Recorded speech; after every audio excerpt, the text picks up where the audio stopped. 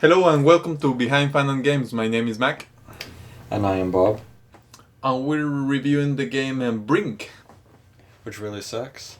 It really does. We must have order to survive. So will you save the Ark or escape it? Well, it's too bad that we already gave you the the verdict before even we started, but let's start with the good then. Let's start with the good. Let's give you some good news about this game. What do you think was good about this game?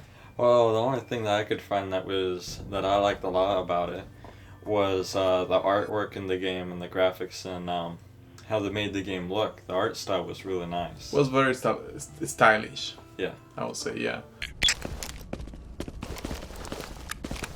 Didn't feel new because I've seen that before. I feel at least on Borderlands. Yeah, it has that type of feel. Mm-hmm. Which is not bad. And in fact, that's what kept people waiting for the game, not the graphics, but the gameplay and how it looked. But then when we have to say, comes the bad. First of all, let's talk about objectives. Well, it gets incredibly really repetitive because, the campaign, is the story. It's confusing.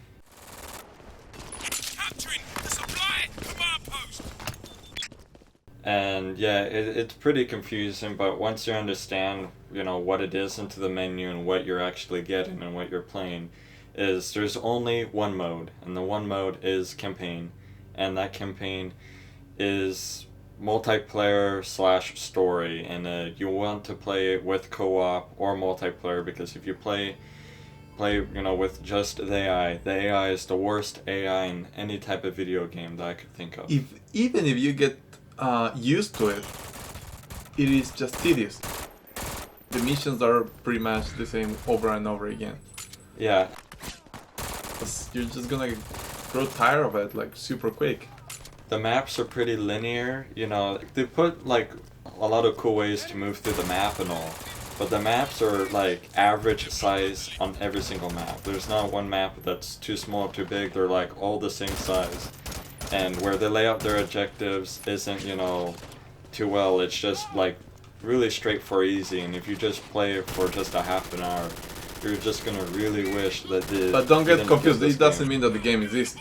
The game is, especially if you play it by yourself, it gets really hard. If you play it with the AI, your AI sucks, but the enemy AI is always grouped up.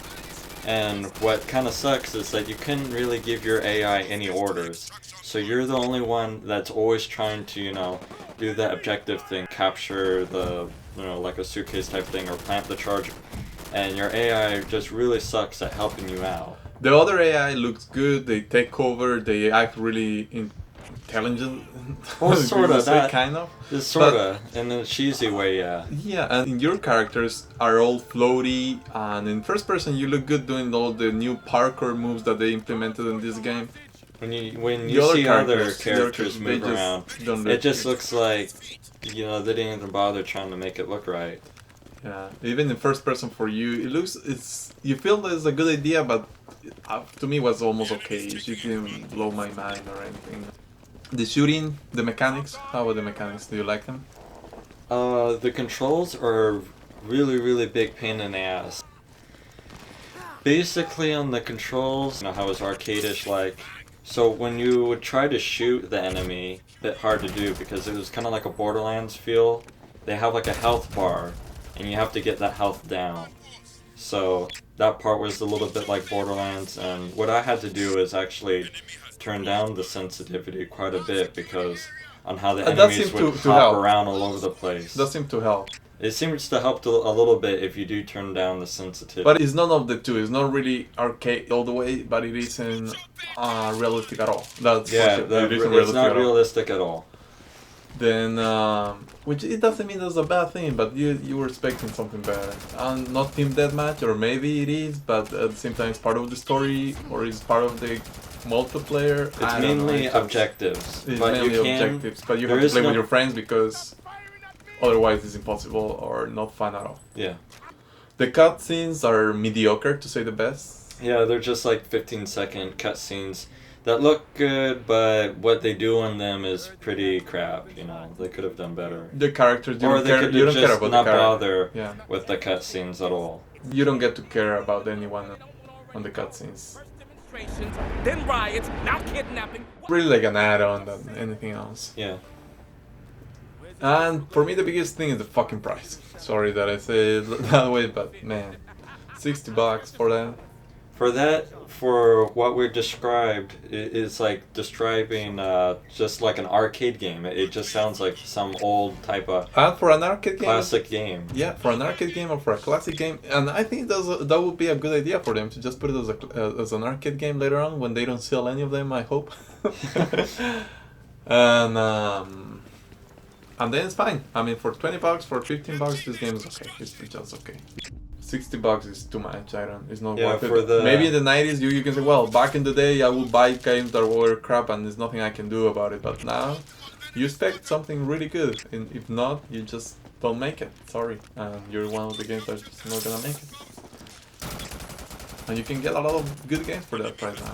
Yeah, for $60, I'd rather just spend that money on games didn't think of buying or couldn't have bought. Just spend that all on just all those type of games. So my advice is to wait until the game goes cheap or rent it. Yeah. That's the best thing. Or not play at all and use your time and money in something better. Public transport is just embarrassing. Chopper fuel can't be that scared. So what do you give it? I would just give it a 6.0. Yeah, I'll give it a 6 too. So that's our review for Brink.